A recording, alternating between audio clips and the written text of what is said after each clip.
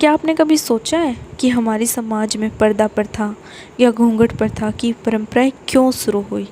क्या यह सिर्फ संस्कार और मर्यादाओं का प्रतीक थी या इसके पीछे कुछ खास वजह थी? और सबसे बड़ा सवाल, क्या यह आज के समय में इसकी ज़रूरत है भी या नहीं? इस सीरीज़ में हम पर्दा प्रथा के इतिहास के से लेकर आज तक की हकीकत के बारे में जानेंगे। अगर आपको भी जानना है इस पर्दा प्रथा की कहानी को शुरुआत से अंत तक, तो जुड़े रहिए हमारे साथ इसी सीरीज़ में। लगातार हम आपको इसकी सूचना देते रहेंगे। सबसे पहला सवाल ये उठता है कि पर्दा प्रथा है क्या और ये शुरू कब हुई? तो पर्दा प्रथा क्या है या घूंघट क्या है? इसमें सिर्फ इतना होता है कि आप अपने चेहरे को ढक के रखते हैं, अपने शरीर को ढक कर रखते हैं। इसमें स्त्रियां अपनी सुंदरता को छुपाती हैं। मतलब इसका जो मोटिवेशन होता है, जो पर्दा प्रथा है या घूंघट है, उसका मोटिवेशन ये होता है कि आप दूसरों से अपनी ब्यूटी, अपनी सुंदरता को छुपा के रखते हैं। तो फिर सवाल उठता है कि इसकी शुरुआत कहाँ से हुई? इसकी शुरुआत हुई थी तब जब भारत पर मुग़लों ने शासन करना शुरू किया।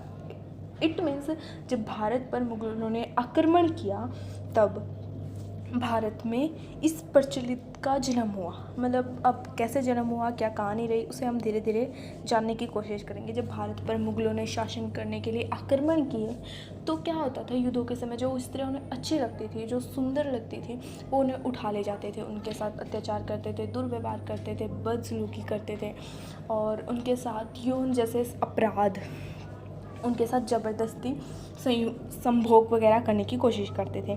तो उसी चीज़ से बचाने के लिए हम अपने समाज में जो स्त्रियां थी उनसे प्रोटेक्शन के लिए, जो मुग़ल शासक थे या जो इस्लामी शासक थे, उनके प्रोटेक्शन के लिए हमने पर्दा प्रथा को अपनाया।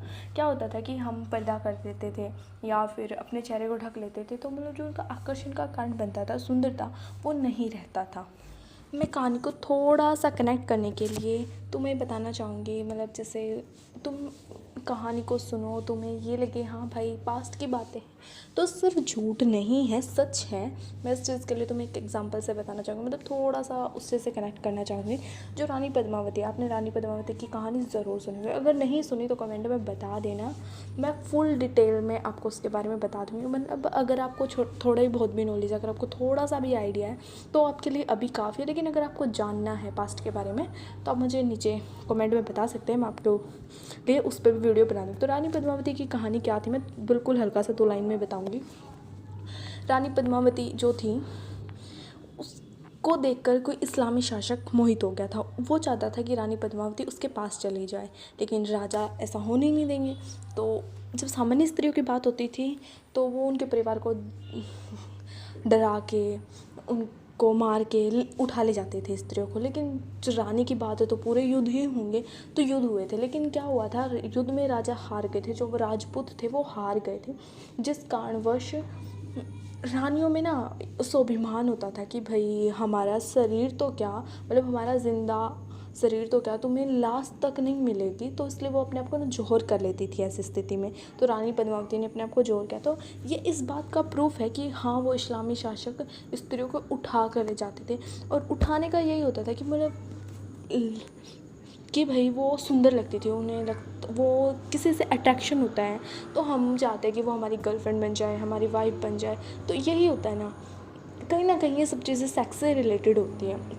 तो इसलिए उन लड़कियों को उठा ले जाते थे, उन स्त्रियों को उठा ले जाते थे वो शासक। इसीलिए भी हमने पर्दा प्रथा को अपनाया, घूंघट को अपनाया, ताकि हम अपनी सुंदरता छुपा सकें, उन शासकों से अपने आप को बचा सकें। लेकिन ये तो बस एक शुरुआत की बात है कि पर्दा प्रथा शुरुआत कहाँ से हुई। लेकिन आज इसे समाज में अपनाया गया है, क्यों अपनाया गया, क्या कारण रहे, इनके क्या साइड इफ़ेक्ट एंड क्या पॉजिटिव पॉइंट रहे, हम उन सब पर बात करेंगे। तो समाज ने उस स्थिति के बाद भी इस स्थिति को अपना लिया। उन्होंने घूंघट, पर्दा प्रथा जैसी प्रथाओं को अपना लिया। इसका ना एक पॉइंट जो है, माने जाते हैं कि इसे संस्कार और मर्यादाओं से जोड़ दिया गया। दूसरा, महिलाओं की सुरक्षा के लिए। तीसरा कारण रहा रूढ़िवादी सोच। और इसके बाद जो इसके सबसे ज़्यादा नुकसान हमें देखने मिले, इसके जो लॉस पॉइंट थे वो देखने मिले कि लड़कियों की जो शिक्षा थी वो कम होती चली गई। लड़कियों को शिक्षित कम किया जाने लगा, उनकी आज़ादी को छीन लिया जाने लगा और समाज के अंदर जो स्त्रियों की भागीदारी थी ना उसे कम कर दिया गया। इसके साथ साथ भी इसमें और भी बहुत सारे ऐसे पॉइंट्स देखने मिले हैं। कुछ पॉइंट्स ऐसे होते हैं कि जो बाद में हम पता लगा सकते हैं ये रहे होंगे, पर कुछ पॉइंट्स ऐसे होते हैं कि जो हम पता नहीं कर पाते। और एक ये था कि एक ज़बरदस्ती लड़कियों पे ये हो गया कि उन्हें पर्दा करना है, इन्हें संस्कारों से जोड़ दिया गया।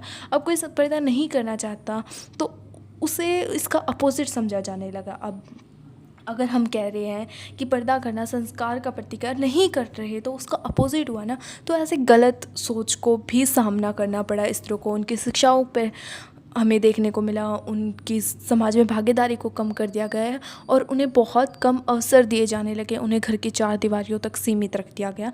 ये इसके सबसे बड़े नुकसान जो थे हमें देखने को मिले। घूंघट, पर्दा प्रथा जैसी प्रथाएं भारत में नहीं थी, लेकिन किसी समाज, किसी देश, किसी ना किसी जगह से तो आई होगी। तो इसकी मतलब ये जो चीज़ है हमने इस्लाम से सीखी है। इस्लाम की जो स्त्रियां थी वही घूंघट, पर्दा प्रथा जो है करती थी, हमने उन्हीं से लिया है। और जो शासक हमारे यहाँ आए वो इस्लामी शासक थे। तो एक पल कहा जाता है, कहीं कहीं ये चीज़ देखने को मिलती है कि भारतीय जो स्त्रियां थी उन्होंने पर्दे को नहीं, मतलब उन्होंने सिर्फ घूंघट को नहीं बल्कि बुर्खे को अपनाया था। क्योंकि वो है ना, जो इस्लामी शासक थे वो एक चीज़ और बताना चाहते थे लोगों को कि जो हिंदू रानी है या हिंदू स्त्रियां हैं वो सुरक्षित नहीं है। जो हिंदू शासक है उनकी छत्र छाया में उनकी आम जनता खुश नहीं है, वो इस्लामी शासकों को अपना शासक अपना ले। अब जो इस्लामी स्त्रियां होती थी वो उन्हें सुरक्षा देते थे, लेकिन जो दूसरे धर्म की स्त्रियां होती थी उनके साथ बदसलूकी वगैरह करते थे। इस कारण भी उन लोगों ने इस चीज़ को जताने के लिए, जो लड़कियां बुर्का पहनती थी, अब वो क्या, इसका क्या मतलब है? इसका मतलब ये होना कि वो इस्लाम से संबंधित है। तो और कोई सुरक्षा का हमें रास्ता नज़र आ नहीं रहा था, तो हमने वही अपनाया, हमने बुर्का पहन लिया। और बुर्का जब कोई पहनता है तो हम सोचते हैं वो मुस्लिम लड़कियाँ हैं। तो उन शासकों को भी यही लगता था, उनके साथ जो उनके मंत्री थे, जो भी इन सब में सम्मिलित होते थे, जो भी ऐसा व्यवहार करते थे हमारी स्त्रियों के साथ, उनको लगता था इस्लामी स्त्रियाँ। और इस्लामी स्त्रियों को सुरक्षा देना उस समय जो मुग़ल थे या फिर जो इस्लामी शासक थे उनका कहना था कि इस्लामी स्त्रियों को सुरक्षा दी। तो हमने उस समय बुर्के को अपनाया, लेकिन हमने तुरंत बुर्के को छोड़ दिया क्योंकि बुर्का एक धर्म की पहचान है।